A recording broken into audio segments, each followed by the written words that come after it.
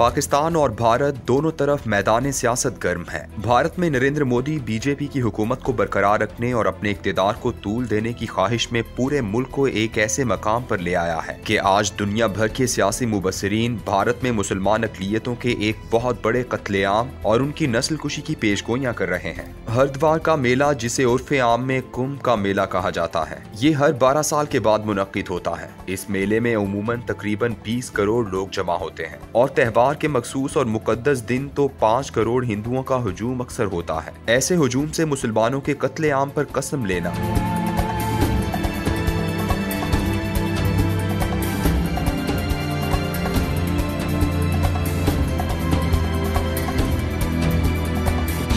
बिल्कुल ऐसे ही है जैसे हज के मौके पर मुसलमान किसी दूसरी कौम के कत्ल की कसम उठाएं, या वेटिकन सिटी में पोप की रूनुमाई के लम्हे वहां मौजूद लाखों कैथोलिक ईसाई किसी दूसरे मजहब के मानने वालों को कत्ल करने का मुसम्मम इरादा करें। ये एक खौफनाक मंजरनामा है जो उन 22 करोड़ मुसलमानों की जिंदगियों से वाबस्ता हो चुका है जो भारत में रहते हैं। दूसरी जानिब पाकिस्तान में गुज़श्ता कई सालों से एक सियासी धमाचौकड़ी मची हुई है जो इमरान खान के धरने के इख्तिताम के बाद से पैनामा पेपर स्कैंडल की भूल भुलैयों से होती हुई अब एक ऐसे मकाम तक आ पहुंची है कि इस मुल्क का मुआशी मसला हो या सियासी अस्करी सूरत हाल हो या सरहदी तनाज़ात, किसी मामले में भी संजीदा गुफ्तगू करना तकरीबन नामुमकिन सा होकर रह गया है। हर कोई एक लठ मार है और दूसरे का निशाना लिए बैठा है। तालिबान की अफगानिस्तान में आमद और भारत की वहां से रुखसती ने किसी हद तक पाकिस्तान को सुकून का सांस तो लेने दिया था, लेकिन मुल्क की मईशत की ज़बूहाली और सियासी अदम बर्दाश्त ने मिलकर एक ऐसी फजा बना दी है कि एक तवील अरसे से हमारे संजीदा लिखने वालों ने भी ऐसे खतरात पर लिखना तकरीबन तर्क कर दिया है जो खित्ते में इर्द गिर्द मंडला रहे हैं।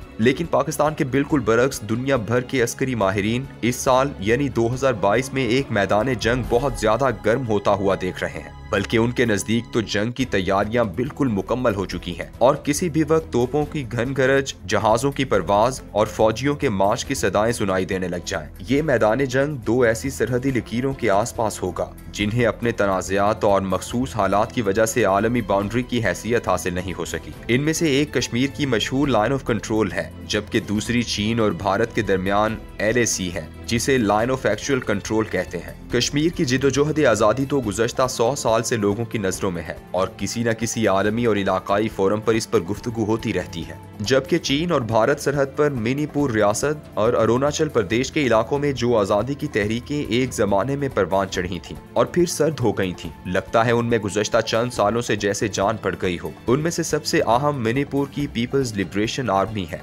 जिसे उर्फ़े आम में PLA कहा जाता है। इसे 25 सितंबर 1978 को पेशवा सिंह ने कायम किया था, जो अपने खित्ते की आज़ादी के बाद वहाँ एक सोशलिस्ट रियासत कायम करना चाहता था। इस तंजीम ने शुरू दिन से लेकर आज तक गुरीला सरगर्मियां जारी रखी हुई हैं, मगर इन्हें किसी किस्म की बैरूनी इमदाद हासिल नहीं थी। इसलिए जब भारतीय अफवाज ने इनके रहनुमाओं को कत्ल किया और पेशवा सिंह को गिरफ्तार किया तो फिर इनकी सरगर्मियां नर्म पड़ गईं। यहाँ के लोगों में आज़ादी और खुद मुख्तारी का जज्बा इस कदर पुराना है कि मौर्य और गुप्ता के कदीम हिंदू बादशाहतों के जमाने में भी ये खित्ता एक आज़ाद रियासत के तौर पर ही कायम था। अंग्रेजों ने 1891 में एक छोटी सी जंग के बाद इसे अपनी हिफाजती तहवील वाला इलाका करार दे दिया, लेकिन इसकी खुद मुख्तारी कायम रही। भारत ने 21 अक्टूबर 1949 को इसे अपना हिस्सा करार दिया तो शदीद खूनी हंगामे फूट पड़े और 1972 में इसे एक आज़ाद रियासत का दर्जा देना पड़ा। लेकिन अवाम इस हैसियत पर भी राजी ना हुए और वहाँ आज़ादी की तहरीकों ने जोर पकड़ लिया। मणिपुर के बिल्कुल पड़ोस में नागालैंड की कौम परस्त तहरीक ने भारतीय अफवाज पर हमले शुरू किए तो दोनों रियासतों में भारत ने 1958 के आर्म्ड फोर्सेज एक्ट के जरिए फौज को वसी इख्तियारात दे दिए और यूं ये पूरा खित्ता मुसलसल तकरीबकारी और हुकूमती तंसीबात पर हमलों के अलावा फौज के जवान को कत्ल करने के वाकयात से अबारत हो गया। इन दोनों रियासतों के शिमाल में एक इंतहाई खूबसूरत खित्ता है जिसे अरुणाचल प्रदेश कहते हैं। घने जंगलों, दरियाओं, नदी नालों और खूबसूरत वादियों वाला ये खित्ता चीन के बॉर्डर पर वाक़ है और इसके साथ ही नागालैंड की सरहद है जिसकी अपनी सरहद मणिपुर से जुड़ी हुई है और यूं ये एक मुसलसल खित्ता बन जाता है जो चीन से मुल्हिक है। बरतानवी हुकूमत ने 1912 में यहाँ के रहने वाले कबाइल के साथ मुआहदा किया कि वो उनकी शिमाली सरहद की हिफाजत करेंगे और बरतानवी हुकूमत उन्हें मुराद देगी। जिस तरह हमारे यहाँ शिमाल मगरबी सरहदी सूबा बनाया गया था, इसी तरह वहाँ भी शिमाल मशरकी सरहदी सूबा बनाया गया, जिसका भारतीय हुकूमत ने नाम बदल कर अरुणाचल प्रदेश रख दिया। इस रियासत और चीन के दरमियान 1885 किलोमीटर लंबी सरहद है जिसे हेनरी मैकमोहन के नाम पर मैकमोहन लाइन कहते हैं। जैसे ही भारत को आज़ादी मिली तो उस वक्त चियांग काई शेक की चीनी हुकूमत ने मुतालबा किया कि अरुणाचल प्रदेश से आसाम तक का सारा इलाका चीन का है और उसने कभी भी मैकमोहन की लाइन को तस्लीम नहीं किया। जवाहरलाल नेहरू और सोशलिस्ट इनकिलाब के बाद के चीनी वज़ीर आज़म चो एन लाई के दरमियान जो खतों किताबत हुई उसमें एक खत के साथ चो एन लाई ने 1929 के ब्रिटानिका का एक नक्शा भी लगाया जिसमें इस इलाके को मुतनाज़ा बताया गया था। बरतानवी हुकूमत के सर्वे ऑफ इंडिया ने 1883 में जो नक्शा शाया किया उसमें इस इलाके को तिब्बत का हिस्सा करार दिया। 26 अगस्त 1959 को चीन की अफवाज ने मैकमोहन लाइन अबूर की, भारत की चौकियों पर कब्जा किया। 2 साल बाद वापस चले गए लेकिन 1962 में फिर आए, लेकिन इस दफा जरा ज्यादा इलाका अपने कब्जे में ले लिया। 1963 में उन्होंने कैद होने वाले भारतीय फौजी तो छोड़ दिए लेकिन इलाके पर कब्जा बरकरार रखा। जब से चीन के खिलाफ भारत, अमेरिका, ऑस्ट्रेलिया और जापान का 4 मुल्की इत्तेहाद बना है, मणिपुर की सोशलिस्ट आजादी परस्त तहरीक PLA में जैसे जान पड़ गई है और उन्होंने गोरीला कार्रवाइयां तेज करती हैं। गुज़श्ता माह उन्होंने वहां तैनात यूनिट के इंचार्ज कर्नल बिप्लब त्रिपाठी और उसकी बीवी को एक हमले में कत्ल कर दिया। इस हमले में 3 बम नस्ब किए गए थे और फिर तकरीबन 15 के करीब गुरीलों ने धमाकों के बाद भी फायरिंग की ताकि जिंदा बचने का कोई मौका बाकी न रहे।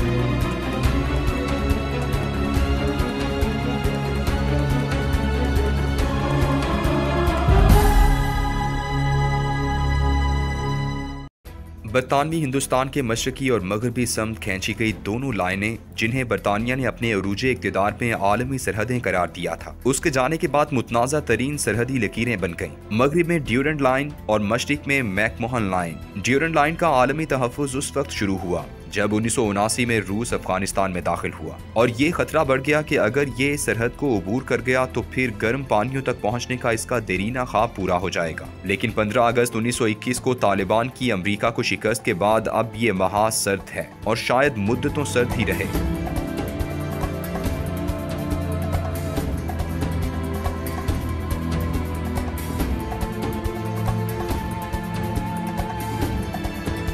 लेकिन मशरकी लकीर जिसे sir Vincent Arthur Henry McMahon ने 25 मार्च 1914 को दिल्ली में तिब्बत के नुमाइंदों के साथ एक मुआहदे के बाद खींचा था और फिर इसे मशहूर आम शिमला मुआहदे का भी हिस्सा बना दिया था, अब एक मुतनाज़ा सरहद के तौर पर असर नौ जिंदा हो चुकी है। कल ही यानी 22 जनवरी 2022 को पीपल्स लिबरेशन आर्मी ने एक वीडियो जारी की है जिसमें दिखाया गया है कि उन्होंने उस आबशार के इलाके पर कब्जा कर लिया है जिसे हिंदी में चोमी ग्यात्सर और चीनी में डोंग जोंग कहते हैं। 14 नवंबर 2021 को 46 आसाम राइफल्स के कर्नल और उसकी बीवी के कत्ल के बाद ये सबसे बड़ा वाकया है। PLA जो कि एक नजरियाती सोशलिस्ट अस्करी तंजीम है, वो ये मंसूबा रखती है कि सबसे पहले शिमाल मशरकी भारत को इन 7 रियासतों को अलहदा किया जाए, जो इसलिए आसान है कि इस खित्ते को भारत से जोड़ने के लिए सिर्फ एक 22 किलोमीटर चौड़ा रास्ता ही है जिसे सिलगरी कॉरिडोर कहते हैं। ये 170 किलोमीटर लंबा है और इसके एक जानिब चीन और दूसरी जानिब बांग्लादेश है। थोड़े से फासले पर नस्ब तोपें इस रास्ते को आसानी से बंद कर सकती हैं और इन 7 रियासतों में तैनात भारतीय फौज की भी वही हालत हो जाएगी जैसे 1971 में मशरकी पाकिस्तान में पाकिस्तानी फौज की हुई थी।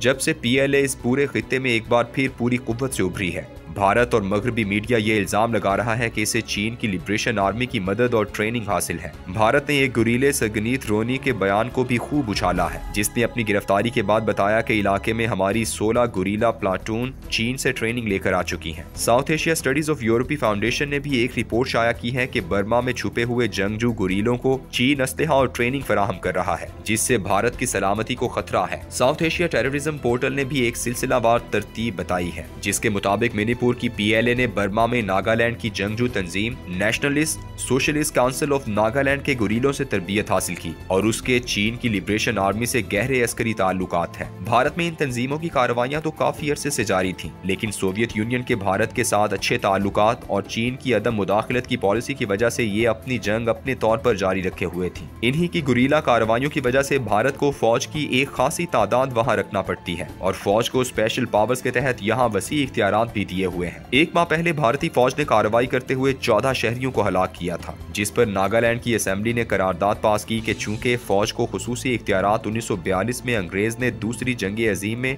सुभाष चंद्र बोस की आजाद हिंद फौज के खिलाफ दिए थे, इसलिए इन्हें खत्म किया जाए। लेकिन उसके बाद भारत ने वहां मजीद फौज का इजाफा कर दिया। ये पूरे का पूरा खित्ता 7 आजाद खुद मुख्तार रियासतों और आसाम के सूबे पर मुश्तमिल है, जिसे भारत में जम किया गया। ये भारत से मुआशरती और इलाकाई तौर पर बिल्कुल अलहदा है। मणिपुर, मेघालय, मिजोरम, नागालैंड, त्रिपुरा, सिक्किम, अरुणाचल प्रदेश के साथ साथ आसाम सबके ऐसे कबाइल और नस्लों का मस्कन है जो चीन, बर्मा और बंगाल की आबादियों से मिलती जुलती हैं और जिन्हें अंग्रेज ने अपनी दिफाई जरूरियात और सल्तनत की वुसअत के लिए साथ मिलाया था। इसलिए वहाँ के बेशतर दानिश्वर और सियासतदान भारत से इल्हाक को एक नापाक इत्तेहाद कहते हैं। 2022 इसी नापाक इत्तेहाद के हवाले से भारत पर हमले का साल है और लातादाद अस्करी माहिरीन के मुताबिक इसकी मनसूबाबंदी मुकम्मल हो चुकी है। गुज़श्ता दिनों बीबीसी ने 10 मिनट लंबी एक डॉक्यूमेंट्री शाया की, जिसमें भारत और चीन की आखिरी सरहदों का सफर दिखाया गया और भारत की बड़ी छावनी होलियांग भी गए, जहां 1962 की भारत चीन जंग में हजारों मारे जाने वाले फौजियों के कुत्बे भी लगे हैं। गांव-गांव जो चीन भारत सरहद पर है,